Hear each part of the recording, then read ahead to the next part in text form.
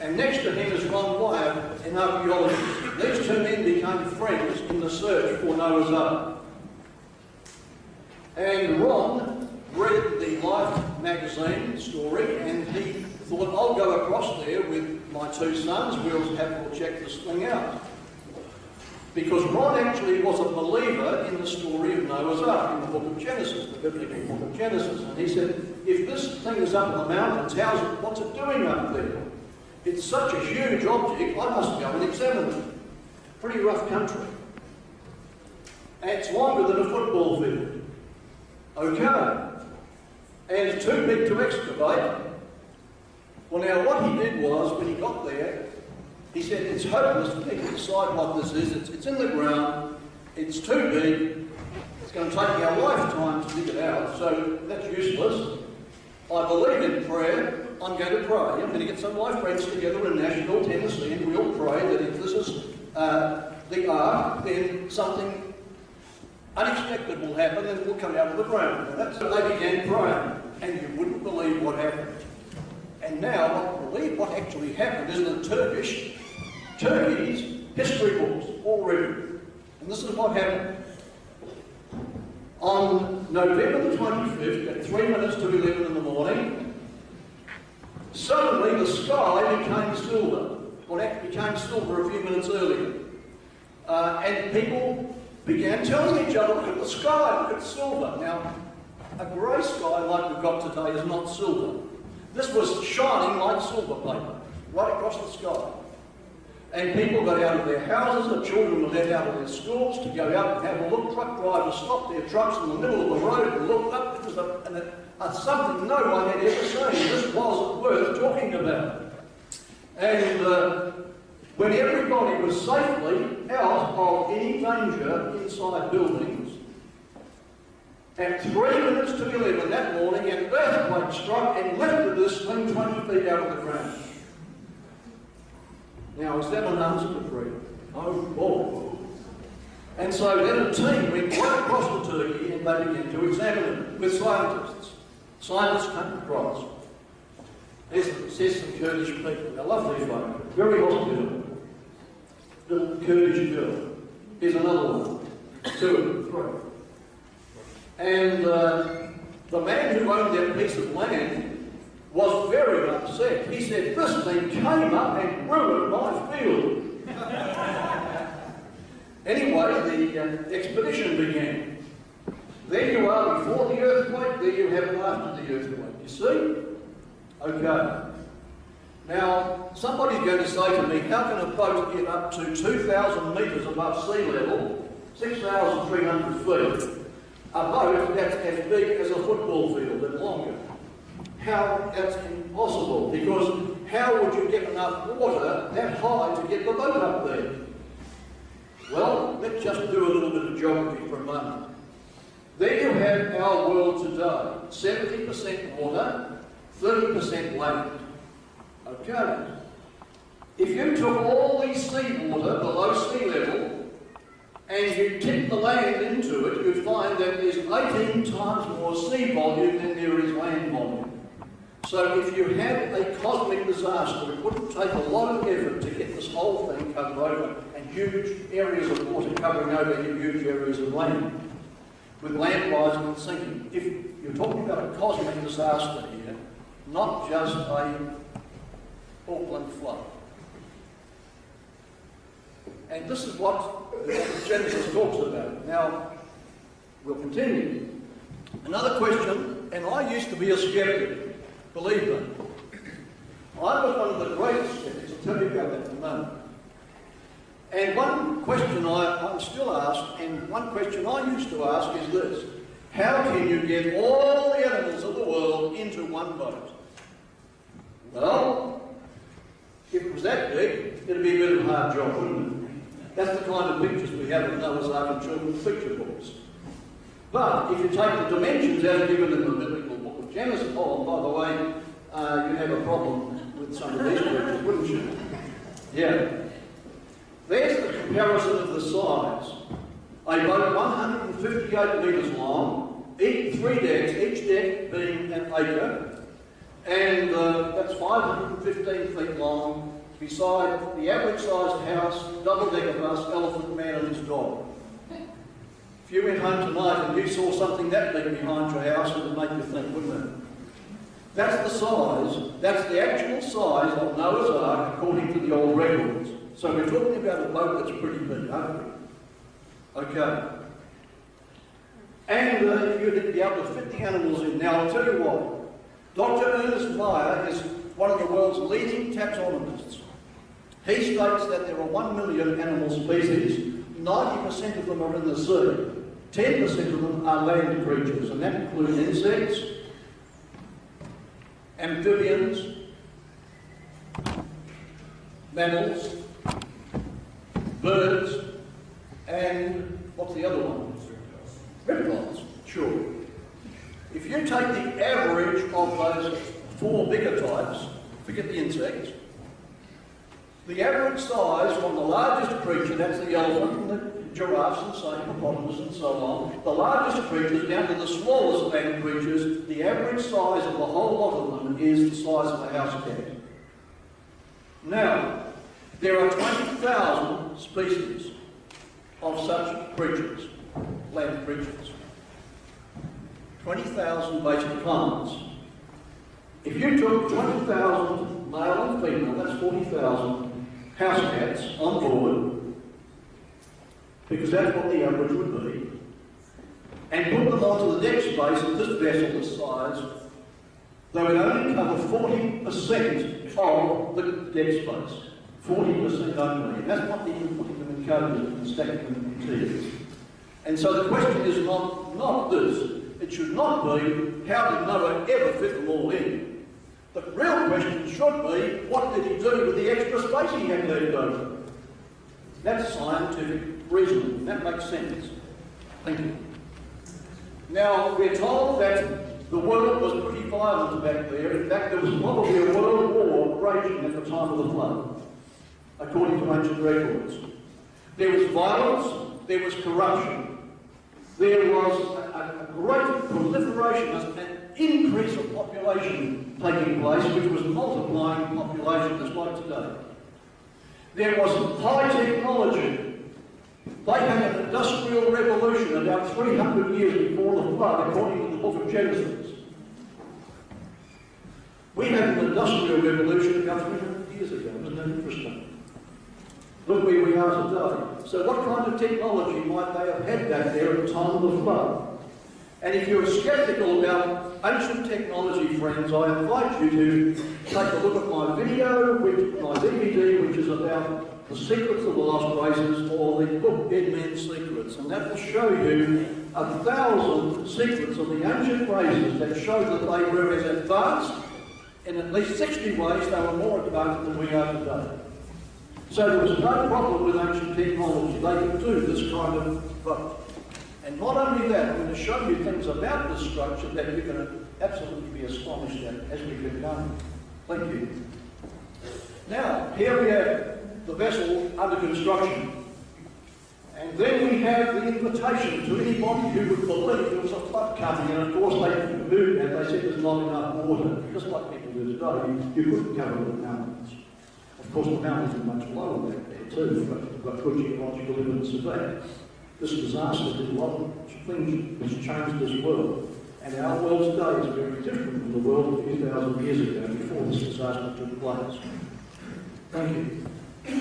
And so they were laughing their way along until the event began to worry them because the earth began to shake. Suddenly the earth was tilted on its axis. Suddenly things began to happen. And we believe that an outside force only was capable of doing this. The earth could not tip on its axis out of its own power. An outside force had to do it. And it was tipped at about 26.5 degrees and slowly been coming back to now 23.5. At that time, tremendous stresses under the earth were burst open. And when the earth tipped on its axis, it actually buckled the crust of the earth, and the huge underground water basins began to build up under pressure, and suddenly something had to give. And it took about 8.5 minutes for a huge crack to come right around the planet. And other cracks opened up, like the Great African Root and these things. They all happened at that time. And suddenly, water was coming up out of the Earth. The canopy, the great canopy, like is now around Venus and some other planets, it used to be around our planet too at that time, so that there was a uniform climate from pole to pole. There's a lot of geological evidence of that. And at this time, the canopy, which made the Earth's climate beautiful like a terrarium, was ruptured. And the canopy began to collapse. This was a water canopy above the atmosphere, which shielded the Earth from cosmic rays, which today are getting through in shocking light. And as the water burst out of the Earth, volcanoes burst out also. The whole Earth was in turmoil. And it was fire and water, but mainly water was building up huge levels, coming out of the ground, coming down from the canopy, which took about 6 weeks to collapse. And not only that, but 80% of the gaseous matter of volcanoes is also water. So a huge amount of water that had not been around before was now causing chaos and havoc across the planet. And huge waves were sweeping from the North Pole to the South. And forests were being uprooted, which would become coal eventually. And coal only takes 28 days to form, not millions of years. Thank you. The whole world became a maelstrom of activity which just terrorised the population. And they ran for their lives. And the waves chased into the inland of the continent. And people began climbing into the heights to get away, so did the animals. And those that were still in the inland area where this big boat was came rapping on the door, but it was too late. And we have geological evidence of hundreds, I'm going to say this now, I want you to listen very carefully.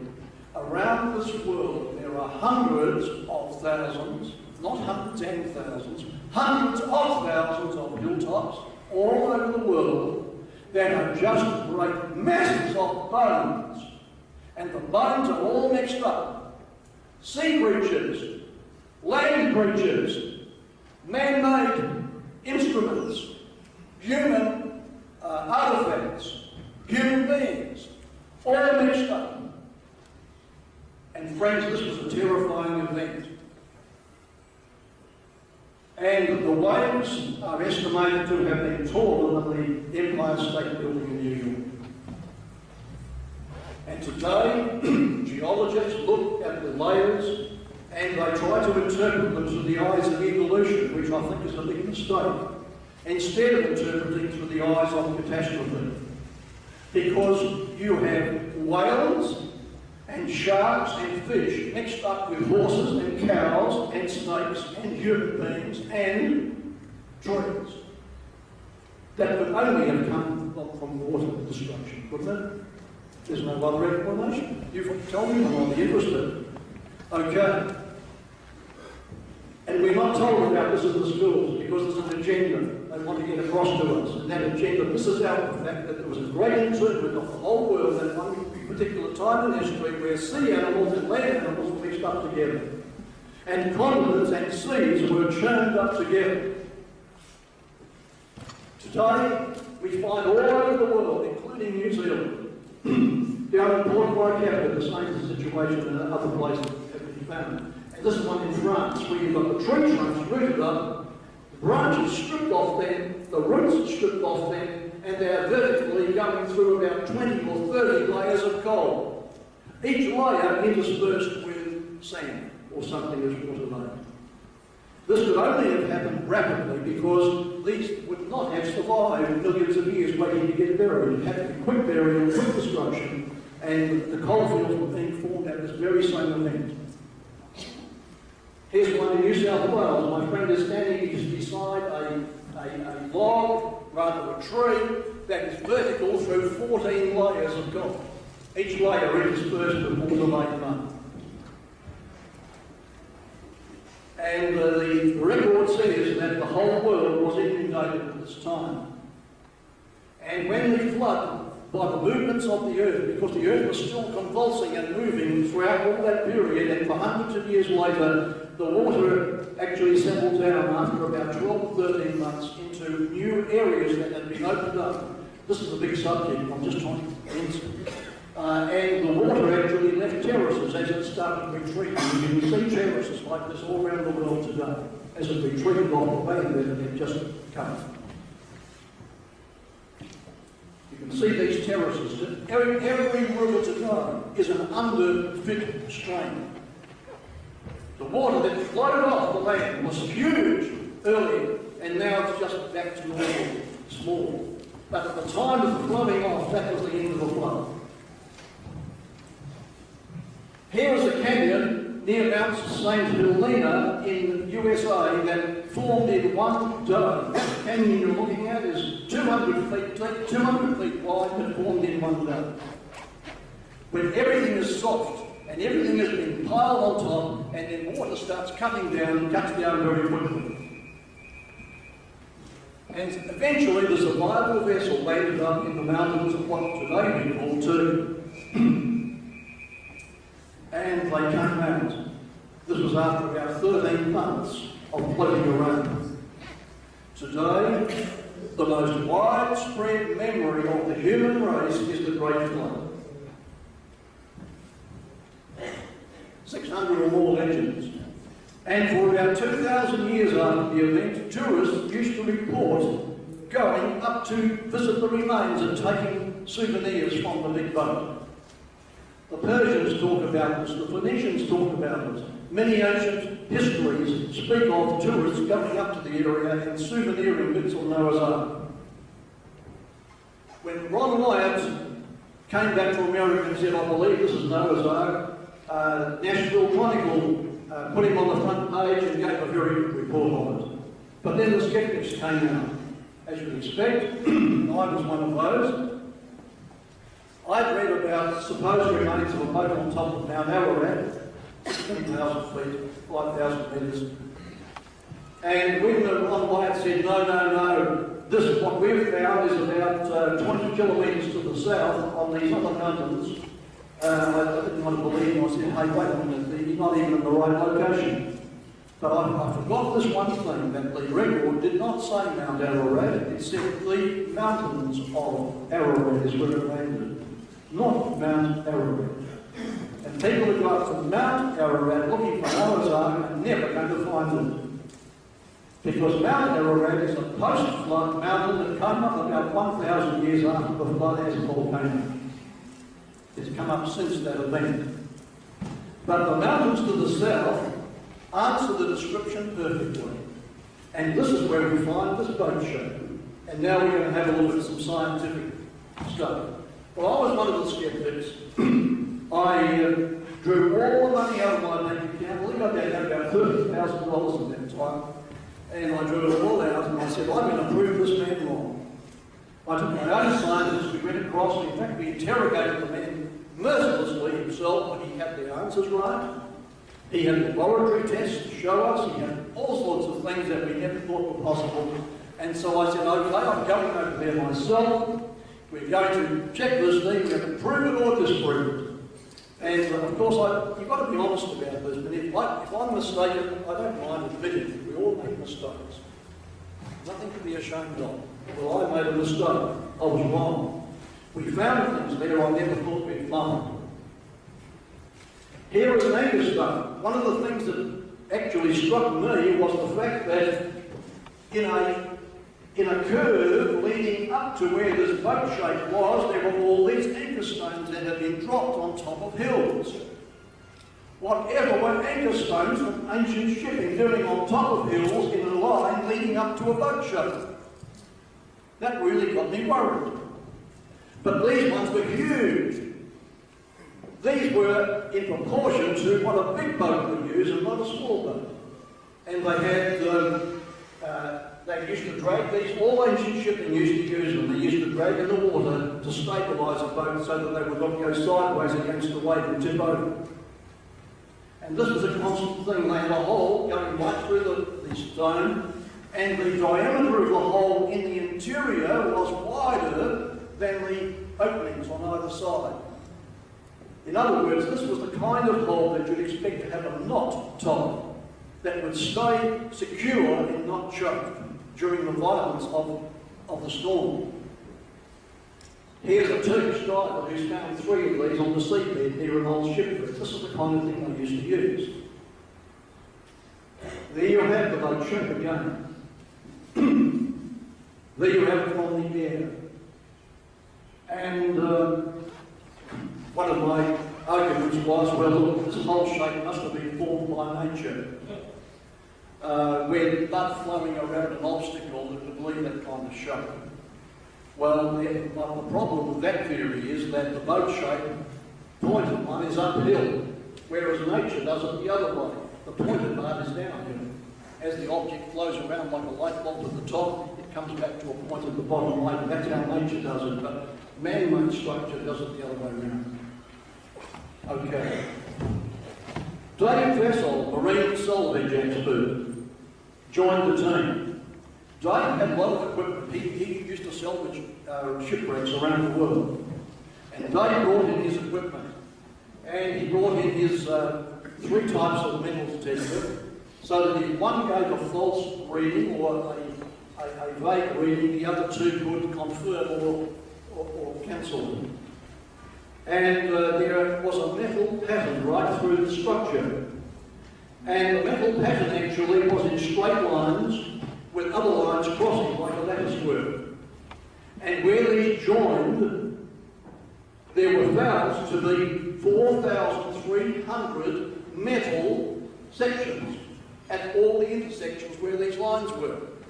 They put down yellow ribbons to indicate where the lines were found, and you can see them lining them out there. Very, very straight. Something you do not get in nature, and only inside the boat shape, but not outside the boat shape. There was no metal lines outside the shape, only inside. And there, halfway down to one side, there was a bending where the metal lines bent together. You see them up there at the top of the picture. It's almost like it's almost the same as when you get a motor car, you drive it along, it hits a power pole, everything, all the straight lines are bent and put together. And this is what had happened because there was a great rock there on the side. Now this could only happen with a structure that was foreign to the area. Either the rock or the boat shape were foreign to the location. And the rock actually was part of the ground, so the boat shape had to be a foreign body. It was not part of the landscape. And here you have some of the circles, all in groups of 7. There were 7 here, 7 here, 7 here, 7 here, all these circles. And samples were taken of these, they were taken to a laboratory, they were found to be metal rivets. Rivets which actually contained iron, titanium, aluminium, and space-age minerals that would make the iron stronger.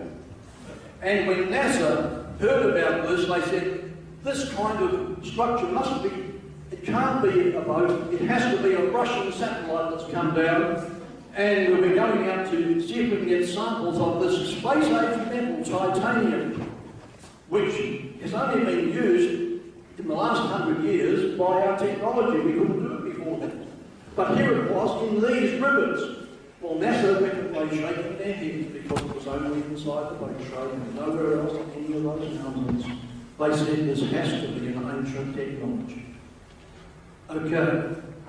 And then as we continued to work, as the erosion came now, because the thing was out of the ground, it was now open to erosion, the superfluous material got eroded away and left ribs like the ribs of a boat, all the way around. And you can see them. And there was lattice work around the sides as well. Certainly this was a man-made structure, no doubt whatsoever about it. That's what the structure was fashioned by. And there were rib timbers, deck joists, deck support timbers, facing each other on both sides. The middle had collapsed. because of the weight of rubble on the top of it. But the pieces sticking out were facing each other like this, all the way down. Then radar came in.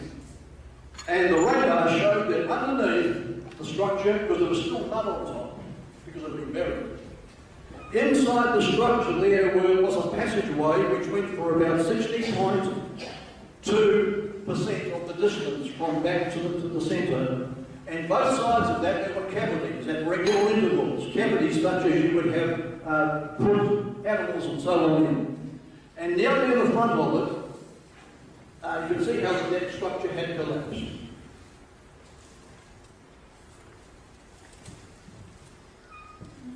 And you can see where there's where the centrepiece on the left-hand side is like a passageway.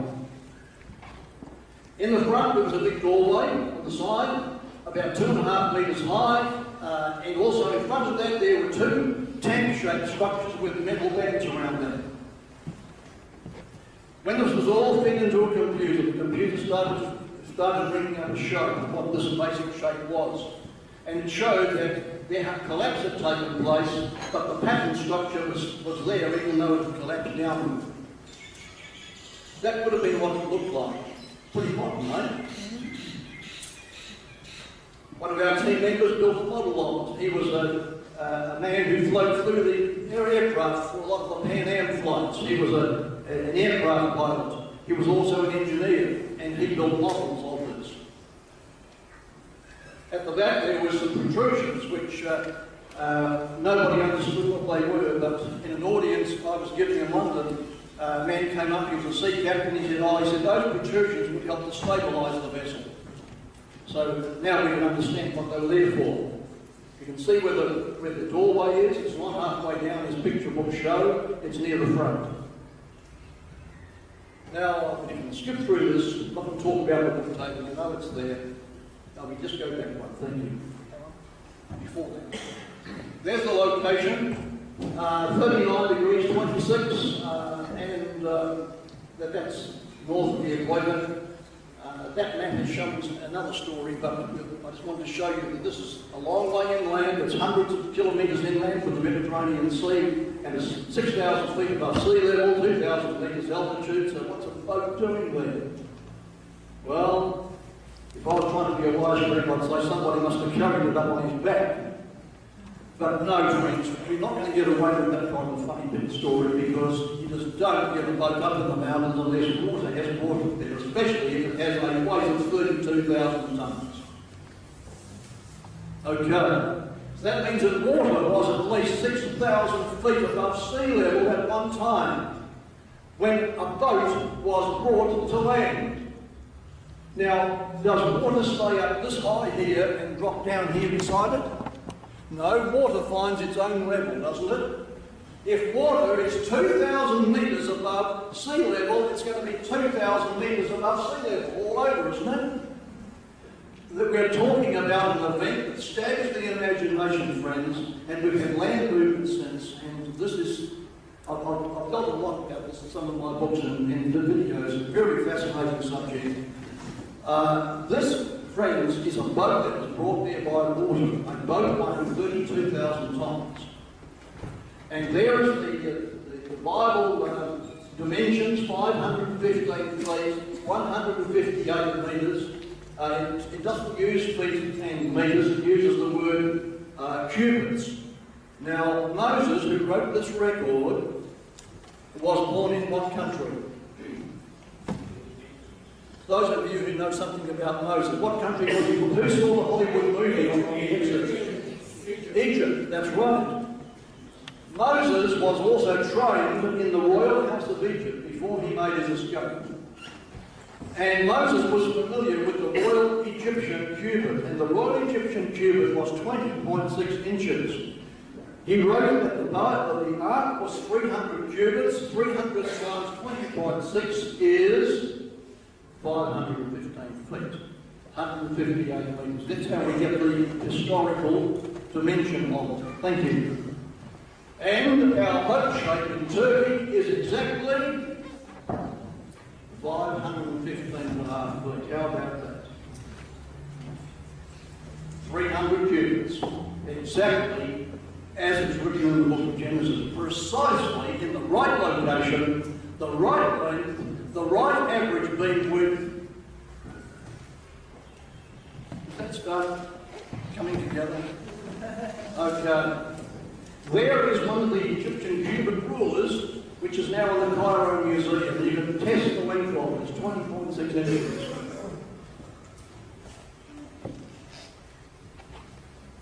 We've done a few excavations in Jerusalem, and in Jerusalem, this is the kind of thing you see a lot.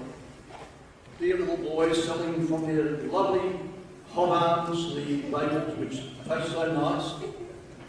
Now, we've examined tombs in Jerusalem, and we found it also to be based on the old cubit, 20.6 inches. Interesting.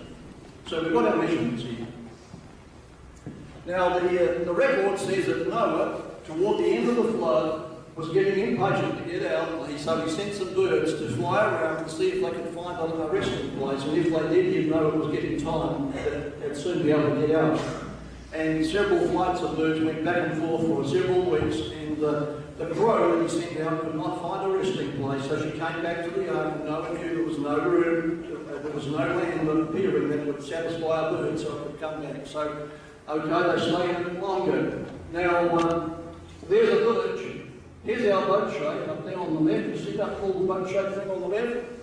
That's where it is. 2 kilometres to the east is that star, and that's a village called, and it's been called this for thousands of years, where the crow cannot land. And all those other white spots are place names. Now, archaeologists actually find it very helpful to look at place names as a guide to history. And I know many of you come from different parts of New Zealand, and in your own local area there are place names, either Pākehā or Maori, which talk about an event or commemorate an event of the early days. Is that right? How many of you know that? Yeah, right. If you want to know about an event in the past over here, look at the place names. And all those place names are commemorating the event of the landing of the ark. And they've been there for thousands of years. Only to be discovered now.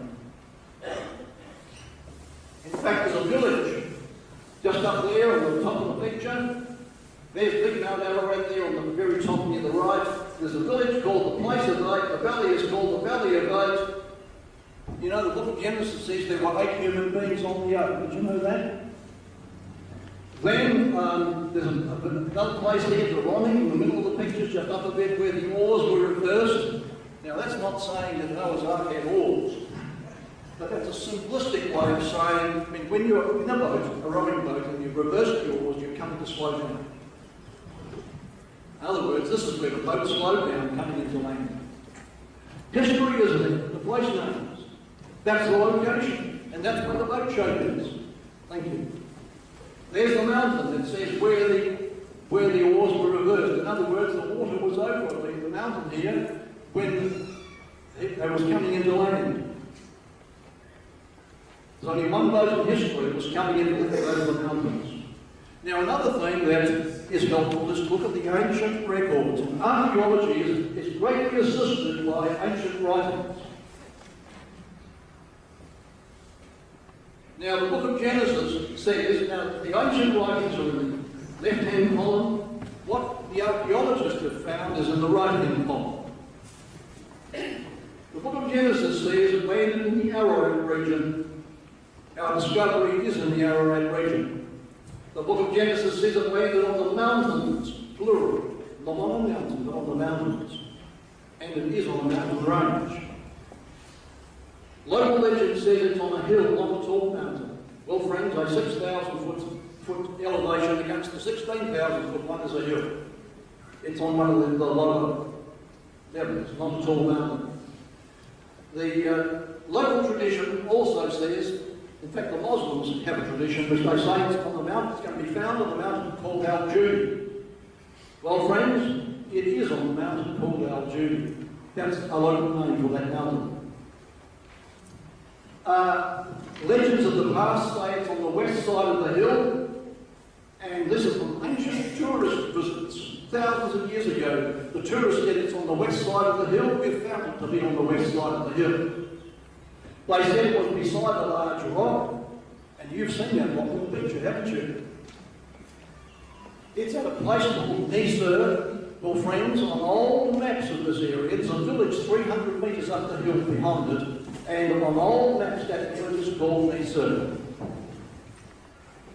Old legends say it's on a north-south axis. We've found it by measurement to be aligned on 10 degrees north-south.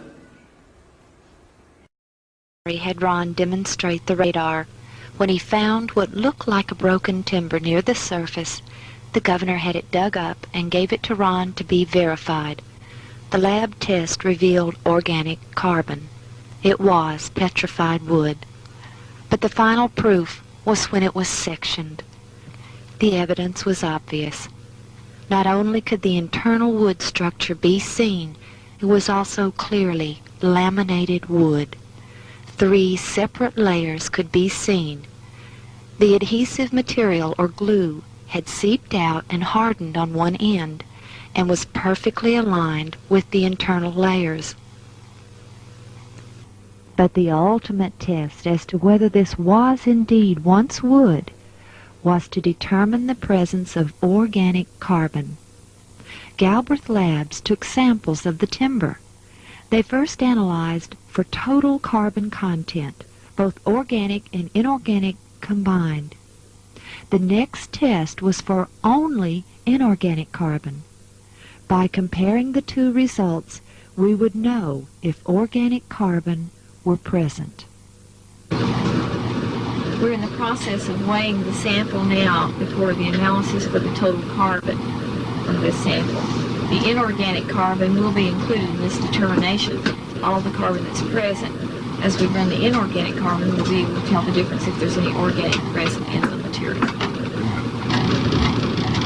then 0.71% total carbon in this. 0.71. We weigh about 500 milligrams of sample for a carbonate determination. That would be the inorganic carbon in the sample. Right. 81 ppms inorganic carbon. Okay, thank you very much. Inorganic carbon equaled 81 ppms, or parts per million. This equals 0.0081%. The result? 0.71% total carbon less 0.0081% inorganic carbon leaves 0.7019 organic carbon. This indeed shows that this specimen did once consist of living matter. Another exciting evidence came in June of 1991. In the presence of 26 witnesses, Ron found a fossilized rivet. Our last trip out there this past June, we found this very impressive rivet. And if you'll notice here, the plate itself is just a little more than 1/4 inch in thickness. It's approximately 3.5 inches in diameter, the plate itself, and then the shaft of the rivet is roughly 1 inch to 1.25 inches in diameter. And if you'll notice here, it was struck while it was hot and flared out the end of the shaft so that it would not slide back through the hole in this washer. And this shows that their abilities to use metal was quite advanced, quite sophisticated, and folks, there are thousands of these rivets on this boat. In fact, at every joint where the wooden structures are held together, they're held together by large metal plates which are predominantly iron, and then these rivets. Aluminum, iron, titanium, and other metals present sufficient evidence of a most sophisticated alloy. There are other specimens which also are consistent with what we would expect to find on Noah's Ark. One is a petrified section of a broken antler. Greg Brewer of Dixon, Tennessee found this embedded in the Ark in August of 1989. Since it consists of the base of the antler, it can be positively identified by visual inspection. As antlered animals shed these antlers once a year, this shows that at some point in time an animal with antlers lost them on the Ark. There is also a large quantity of coprolites in the areas where the Ark has deteriorated and broken away. These are, simply put, petrified animal droppings. Many of the evidences alone are convincing, such as the length. The petrified deck timber of laminated wood is the only specimen found to date of its type anywhere on this planet. Never has hand-hewn petrified wood been found, much less laminated. And the list goes on even beyond what we've examined here. But all of the evidences combined are overwhelming. We're delighted with the results, and at this point in time, personally, I can look anybody in the eye and say that this boat-shaped formation in eastern Turkey is actually the remains of Noah's Ark. This is a good opportunity for anyone who's got a question they'd like to ask me right now. How can we make use of this 5 minutes, eh? This gentleman first. Where do all the people come from to bang on the door? Where do the people come from that banged on the door? They were a local population who didn't believe there was going to be a flood. No, didn't you say after the flood? During, as it was coming on. Yeah. The people who banged on the door first, during the event? Yeah, didn't you say after the flood? No. Okay. No, we saw a door in the side after the flood. Yeah. Yes. You said that only an external force could actually tilt the Earth to the degree that it was. What hypotheses have you come up with so far to explain that?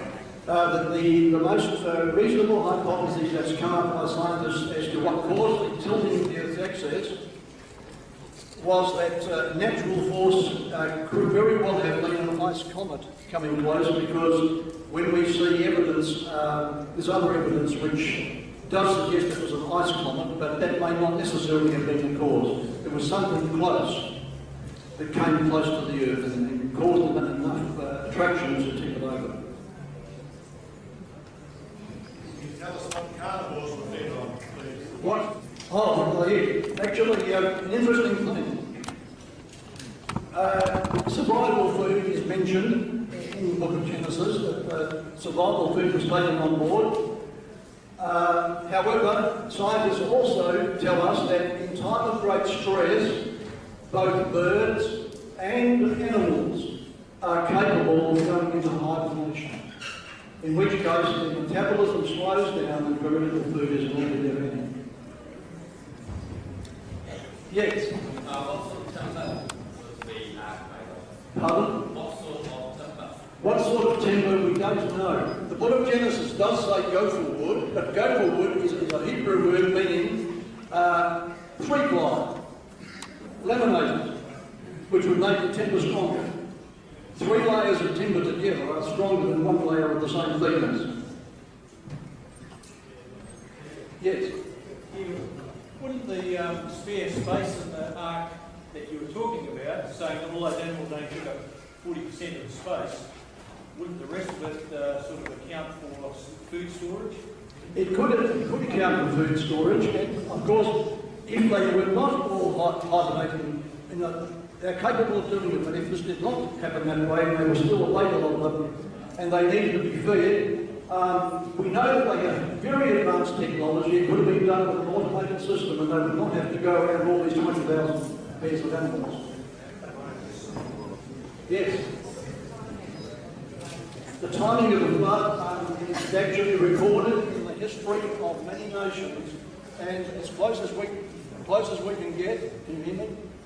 No. It was the 1st of November, and it was recorded was recorded around about either the 1st of November or the 31st of October, 2345 BC, for 13 months.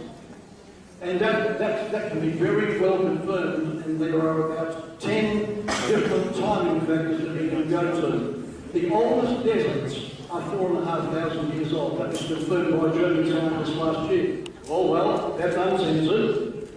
We can speak freely today, can't we? As a matter of fact, I was talking to Jonathan Ison on the phone last night, and he said, well, we're going to have this university all day tomorrow. And I was tempted to say back to him, well, this will probably be the only uncensored university that we have in the world.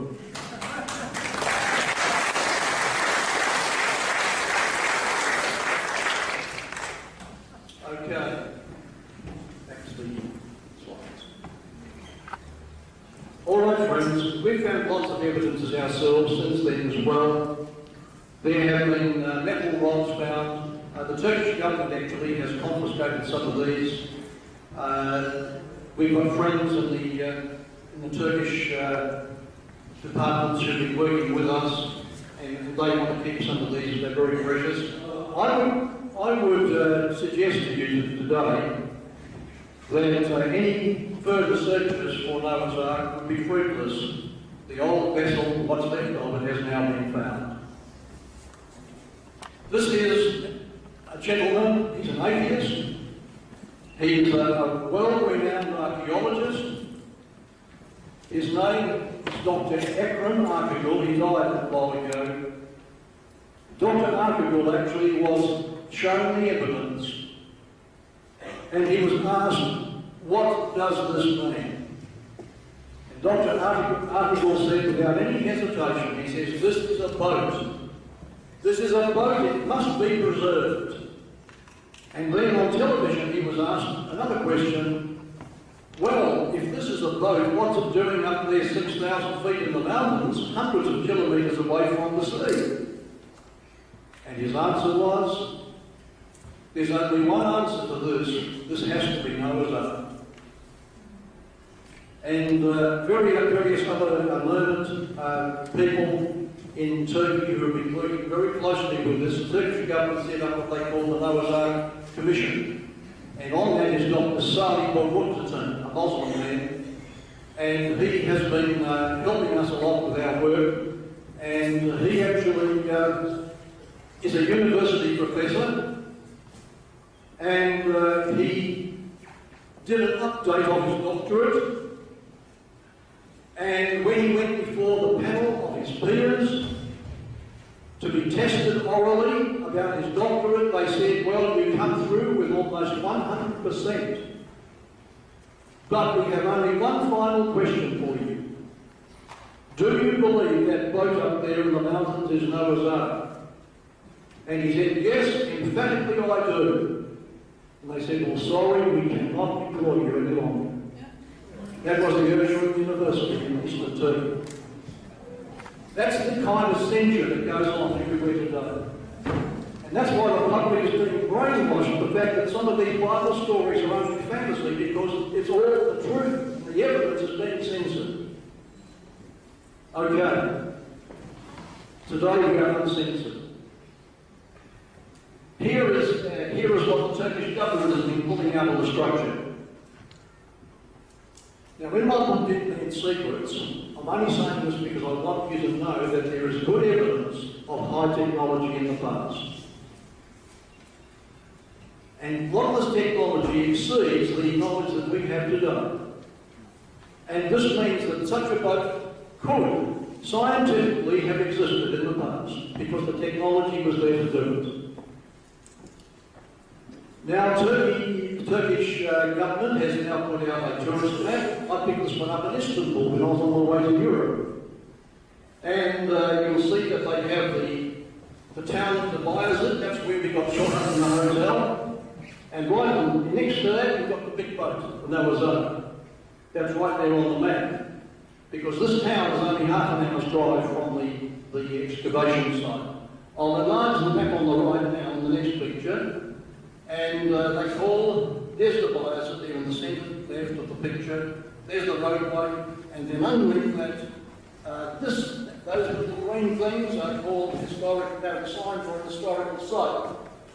And so here we have it, and it's called Nuhan Gamisi Historical Site. Gamisi means a big boat, Nuhan means belonging to Noah.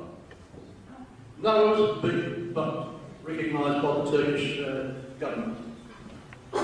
And so they built a visitor centre there on the lake, so people can come all over the world and have a look at it. There is a sign to Nuhan Gamisi, that's a side road going up.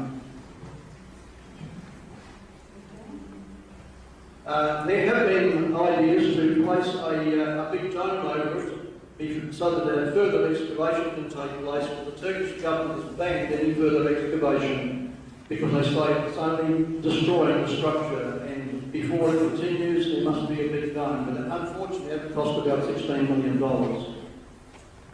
Someone's got $16 million you'd like to give me today, wouldn't you know? Ask the Vatican.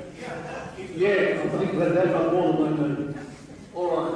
Now, just up behind it, we've discovered a border marker. This is right on the border with Iran, because as the hill goes up behind the big boat, there is a mountain range just about 300 metres higher up and 2 kilometres back. In other words, you go up like this and you climb that much, and then you're sitting on the border looking over into Iran. Now, we believe that the structure actually landed higher up on that level. I'll tell you why in a moment, and then it came down to where it is now. This monument is 4,000 years old. This monument was put up within about 300 or 400 years after the event. And it portrays where the boat was at that time. Let me bring it up closer for you. It is showing the boat with 8 people in it, a man and a woman, and 3 men and 3 women. The book of Genesis says Noah and his wife and their 3 sons, Shem, Ham and Japheth, and their wives. From Shem we get the Semites, that's the Jews and the Arabs. From Japheth we get the Indo-European races. And from Ham we get the African race, the Melanesians and so on. Now, it's interesting that, and I've got a special DVD on that one, I think it's called, doesn't matter, it's out there. All races today are able to trace their ancestry back to that event. I've got this very carefully documented, both in book and DVD. Chinese tribes trace themselves back to Japheth.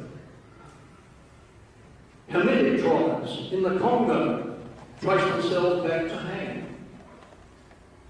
In Libya, tribes trace themselves back to Shem. In India, tribes trace themselves back to Japheth. In Greece, tribes trace themselves back to Japheth. The Irish royal family, the British royal family, the Norwegian royal family, the Danish royal family, and the Iceland royal family all trace themselves back to Japheth, son of Noah. And these genealogies are unbroken, coming down through more than 30 generations to today. And these tribes had no contact with each other. They didn't know about each other for a long, good part of history. But they all trace themselves back to Noah. Which means that all branches of the human race have preserved genealogies which go back to Noah. Isn't that interesting? And the question of differences in appearance is a minor matter genetically, and it can be explained as occurring very quickly. We're all related back to Noah, according to those genealogies. And according to geneticists who have studied it very carefully. Now, I want you to notice this. We've got a hammock-shaped mountain, see it? On the left. Then we've got a little mountain, then we've got a big one, which is actually a volcano. We've got 2 birds flying. The book of Genesis talks about the crow and the dove that were sent out. Now, I want you to compare this with the landscape as it is today. This is on that old 4,000-year monument, and it's right up the top of the hill, way behind the Archway, on the border with Iran. Now, let's look closely and compare this picture, this 4,000-year-old picture, with the modern landscape today. See if we can identify it. You see the limestone ridge, the hammer-shaped mountain there? And then you'll see a small mountain here. That's that one. Now, this volcano is just over here. But today it's got a crater in it, showing that it erupted and sent out a mud lava flow, and we presume it was the mud lava flow which pushed down the vessel to where it is today, and that it collided with that rock which was part of the landscape, and that's why you've got the iron lines dented together when it got impaled on that rock, and it's been there ever since, and then it got covered over.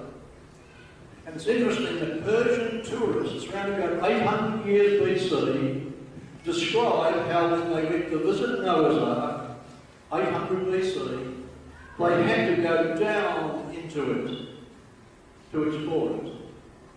You only go down into something if you're on ground level, if what you're going down into is buried. Would that be right? Make sense? And so the mud flow brought it down and kept on flowing and buried it over.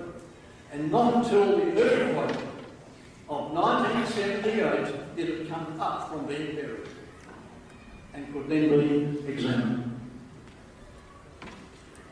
And so there it is. Now this old statement, 2,000 years old, mentions it. It says, as it was in the days of Noah were, so shall also the coming of the Son of Man be. For as in the days that were before the flood, they were eating and drinking, marrying and giving in marriage, until the day that Noah entered into the ark, and knew not until the flood came and took them all away. So shall also the coming of the Son of Man be. That's talking about the second coming. Jesus Christ is speaking of himself there. And he says it's going to be like that again. There's going to be a world population increase. There's going to be a high technology, just like Noah's day. There's going to be increasing crime, an increase in violence, and there's going to be world wars, exactly like in Noah's day. But people are still going to be getting married, they're still going to be building their houses, they're still going to be doing everything, and suddenly there's going to come a sudden interruption to everything. That's what that's all about. And it's interesting, when you compare Noah's day with our day, it's pretty right. Oh no, there's no corruption anymore, isn't there? No violence. Okay. Talking about population increase, just outside Tokyo, there's a beach. And people go there to get away from it all. And a helicopter flies over the beach with a loudspeaker, and what the man said is this: don't be selfish, sit up, make room for somebody. That's a fact. Okay, the event came suddenly, it was unexpected. Some people did not prepare for it, some people did. Let me tell you, friends, we're about to enter a great financial crisis in the world at the moment. I'm not talking about the final end of things, I'm talking about the financial crisis such as never was ever in history before. The economists are telling us this. And some people will prepare for it and survive it. Others will not, and they won't. Human nature doesn't change. But then, of course, there's coming a greater trouble after that, and some will survive it and some will not. You know, what the wise will always prepare, won't they? And so the big question is, what's coming? How do I prepare for it? Well, that information is available. But I think we've finished our time. And we're going to have a break, I think, and then even Seth coming on with some interesting things, information about the New World Order. Okay.